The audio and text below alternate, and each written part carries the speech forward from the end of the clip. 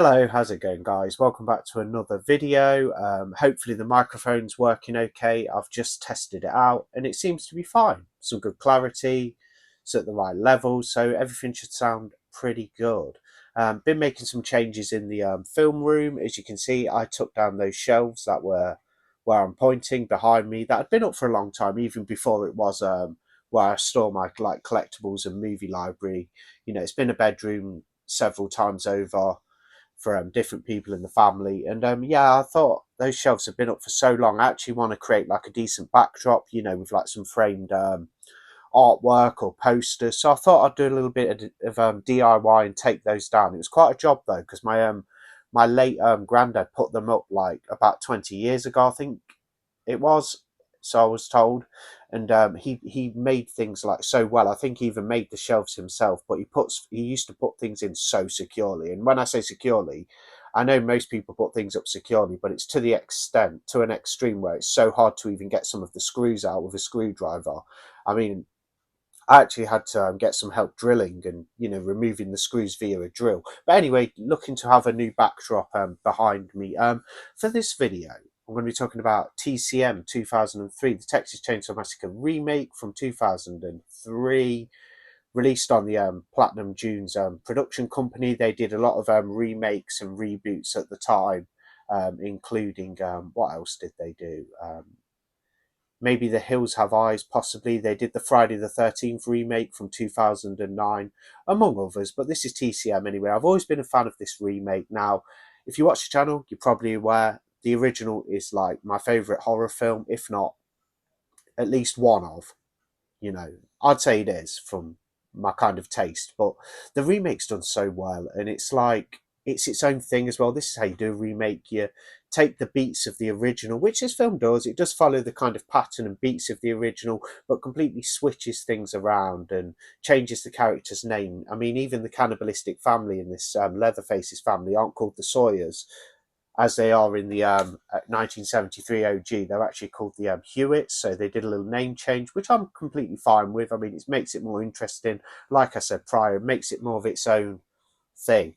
And yeah, I've always enjoyed it. I think I saw the original perhaps a year before this one actually came out, because I remember I was a bit young to go to the cinema to watch this remake, but I did pick the DVD up. I've watched it numerous times on DVD as a teen and on Blu-ray as an adult, but finally got my hands on the 4K, and it looks really good. It's a really good 4K. It's not the oldest of movies, so it's not like for the restoration they've had to do as much work as they would say on a film from like 1976, for example. It's a film from 2003, so it was shot with like quite good cameras, obviously, and it's got a higher budget than the original, so it's obviously visually it's going to look a little better than the original. um I really enjoy this remake, and I think it's very, very good.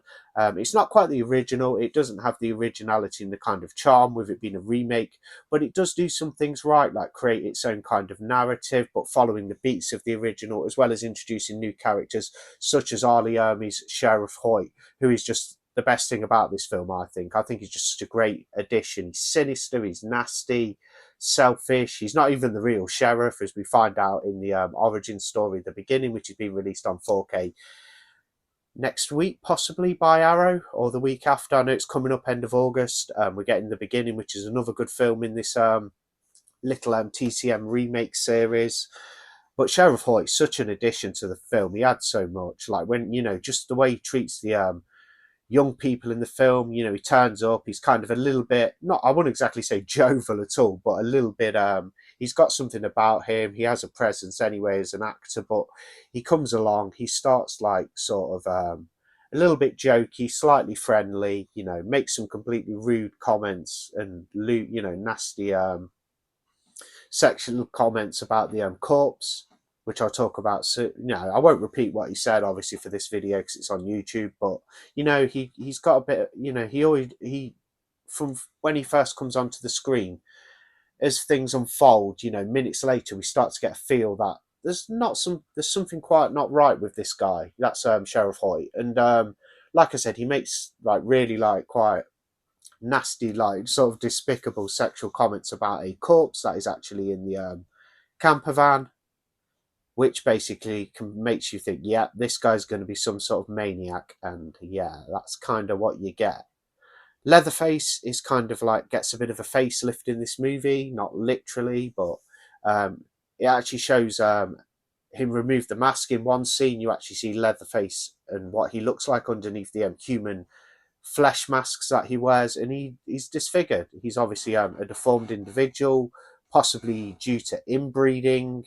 That's the impression I get. Um, but yeah, he's got a completely new look to his mask, which kind of looks like this. So a little bit different to the original. He does change his mask, obviously, throughout the film, like he does in the original. He has different people's faces, which he has removed from them, and he dons that as masks. But yeah, it follows, like I say, oh, not the camera there. It follows beats of the original, but it also adds like, a lot of its own flavour, including change to the vehicle. In this, you have the camper van style. In the original, it's kind of a camper van, but more of like a van that's been converted. At least that's what I see when I see that. With the hitchhiker in this one, it's not actually a hitchhiker. In the original, obviously, we have Nubbins, part of the Sawyer family. He's the hitchhiker who jumps in the van, causes a bit of ruckus. They throw him out because he started cutting himself, and they become rather concerned.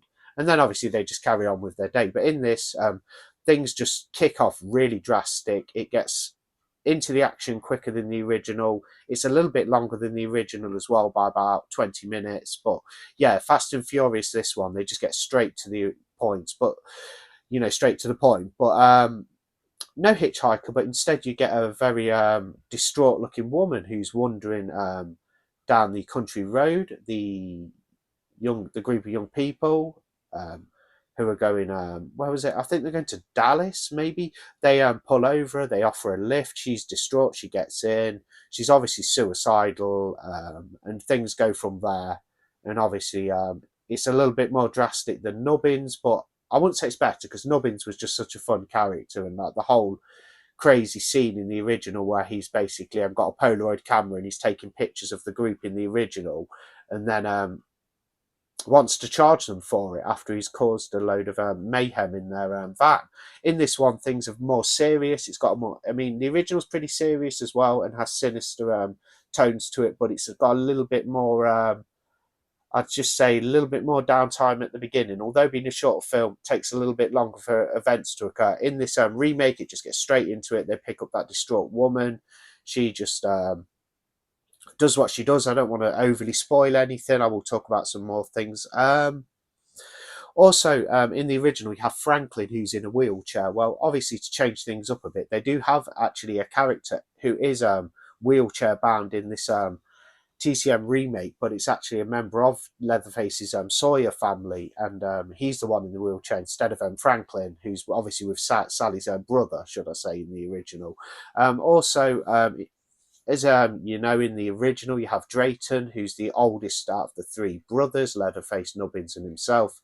He's kind of like the ringleader, and if you will, in this one we have a new character who's the mother. So rather than having Drayton, the oldest brother, we have more of a, let's say, diverse family dynamic in this remake. So instead of the three in the original, it's just the three brothers. In this one, they're the Sawyers, and they're kind of more. They have more extended relatives, like those weirdos who live out in that caravan with the stolen baby, which Erin comes across later on in the film, which also adds an element of strangeness to the whole area of where location where this movie's taking place in Texas. And there's also obviously the guy in the wheelchair who's one of the brothers, I think, and then you've got the mother.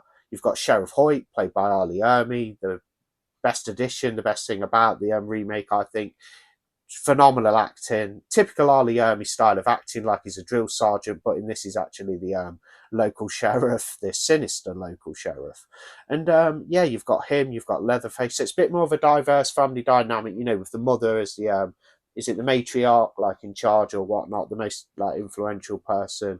Then of course you've got Leatherface, Sheriff Hoyt, the dude in the wheelchair, who I assume is maybe their uncle, possibly because Sheriff Hoyt and Leatherface who's called Thomas Hewitt. in this one are actually brothers. But yeah, the anyway, on to the. I'll show the edition soon as well. I just wanted to talk about the film a little bit. So many cool things about it. Like I say, follows the plot points and beats of the original whilst adding its own flavour. So it's almost like a really cool homage from a different like universe. This one, and it definitely is one of the better entries into the TCM franchise. Because if you, as you're probably aware, if you're a fan, the franchise can be all over the place and very sporadic, and some of the films aren't very interesting and don't even make a lot of logical sense on the timeline that they're on. The 4K transfer looked very good, to the point like it's quite a gritty looking film anyway. It was always shot that way, but it's to the point of like, I mean, I remember the DVD looking good because it's quite a newer movie from 2003, where it's not now, but you know what I mean. It's from more of the modern age, the modern era, and you have a good 4K here to the extent you can literally see like, you know, people's imperfections in their face, and like the sweat dripping off them looks so real. Really good transfer. I really like it. The film's very kind of has a weird smoky like look to it. Obviously, it's a lot of a higher budget than the 1973 OG, so it's a bit more polished. I always like to say this one's like very polished, and also my DVDs have a tagline on it, and this is what I completely think of the film as well. And the tagline on my remake DVD that I had years ago when it first came out for this film was TCM gets a grisly facelift. I remember that because it stuck with me because I like this film and I watch it every so often. And yeah, basically TCM gets a facelift, and you have the 2003 remake. I think I've covered enough about the plot. I don't want to kind of spoil anything, but there's some great scenes in here. Sheriff Hoyt's an absolute compliment to this remake and a treasure. That's Ali Ermey's great kind of acting. Yes, he plays typical, he's in Ali Ermey mode, typical Ali Ermey drill sergeant style kind of like persona, which he has in a like Full Metal Jacket. He's that kind of character, but as the sinister sheriff doing more dastardly, heinous things. This is a lovely addition. I'll talk about some of the content, you know, some of the contents on the back. That's the cover. The cover art looks better in person. I wasn't that impressed with it. It's actually Leatherface sat at his sewing kit, where it actually shows him in the film sewing masks and shows you how he makes the masks. That's something that's added, which we don't get in the original. But because obviously, even in the original, it's pretty obvious that he's good at sewing and constructing these masks because he removes them from human beings and wears their faces as a terrifying grisly mask. Um, get the nice sort of like slip cover, very good quality. That's the spine, the Texas Chainsaw Massacre on Arrow Video. Oh, and another thing, looks like Arrow have got a new intro, unless it's for Region A editions only, because before I go any further, I will specify that this is actually an American release. Yes, the disc is region free, it's one disc. It's region free because it's a 4K, and Arrow don't lock theirs like some boutique labels. Well, not many, but it has been known in the past. Regardless of that, this is a US release. I had it imported. I bought it from arrow.com, you know, arrowvideo.com, the US version of the website, not the UK one. But you can use your same user login as you use on Arrow Films' UK site on their American site. So I just ordered this. It was in my order history. It has taken about 5 days to get here since I got my dispatch email, so not too bad. But yeah, it's a lovely edition, nice slip cover. Not overly keen on the artwork. It's a little bit simplistic and perhaps even boring to some extent, but it's okay. It looks better in person. I'm not amazed by it though. We have, there's your special features, so it is absolutely stacked, and I'm going to work my way through some of those. For the synopsis, I'll read a little bit of it. It says, for its inaugural film, Michael Bay's studio, Platinum Dunes brought together scriptwriter Scott Cossar, the machinist, and director Marcus Nispel, 2009's Friday the 13th remake, for a grisly update. There's that line again, grisly, like I said on the DVD, it had grisly facelift, which I think sounds cool. For a grisly update of Tobe Hooper's classic tale of Texan terror. I like that bit of alliteration, Texan terror. The result would conquer the result would conquer the 2003 box office, introducing a new generation of genre fans to the franchise. So it just gives you a little bit of it, tells you a little bit about the narrative, which I've kind of covered in the beginning. Obviously, in the original, the group of young people, including Franklin, Sally, Palm, all those guys, Kirk, and the other one. They go to Texas to look at their Sally and Franklin's uncle's house. In this one, they have been to like some kind of festival or something, I forget now, and they've got a pinata filled with marijuana, filled with weed, cannabis, ganja, whatever you want to call it. And they kind of regret that, some of them do, when Sheriff Hoyt gets a whiff of it. But yeah, you've got 4K Ultra HD Blu-ray, limited edition because it comes with the slip. 4K Ultra HD Blu-ray presentation in Dolby Vision, HDR10 compatible. And optional English subtitles for the deaf and hard of hearing, brand new audio commentary. You've got loads of featurettes, and to be honest with you, there's so much here. Just have a look for yourself. You can pause that. That's what there is, or you can just go and look at it yourself online. Because I'm sorry, guys, I'm not going to sit and read all that, and I don't think you want me to really. But anyway, yeah, the film is 98 minutes long. Language English, of course. Like I was saying, it looks like Arrow have got a new intro. I think I stopped what I was saying. When they do the whole, they used to have that really cool retro one where it used to be like with the logo, like an Arrow video on their stuff. About up until about 3 years ago, they had that, I think, and then they changed it to the like blue tinted neon one. Now they have a kind of different like intro graphic, telling you that it's Arrow video, but it had no sound. Because I was a bit worried and thought, is this going to be a disc without sound? Because I thought for their new intro they'd have sound. But what I was trying to say is, I wonder if their new intro is just for like their American editions, or it's going to be on our editions too. I don't know, but as far as I know, they've got a new intro. But anyway, remove the slip. You have reversible artwork. That's the original theatrical artwork. That's what I had on the DVD and my previous Blu-ray. And I flipped it because I think that looks better than that one, but I'm glad to have kind of both. You've got this one on the slipcover, and then you've got that one. Same on the back as what's on the slipcover, all the specifications, the synopsis, and details about the movie. Then you open it up, you get a booklet and a poster, you've got your disc, TCM, there's a little look at the disc. Help if I actually put it the right way. There you guys go. And underneath, obviously, as I said, you have what's on the slipcover.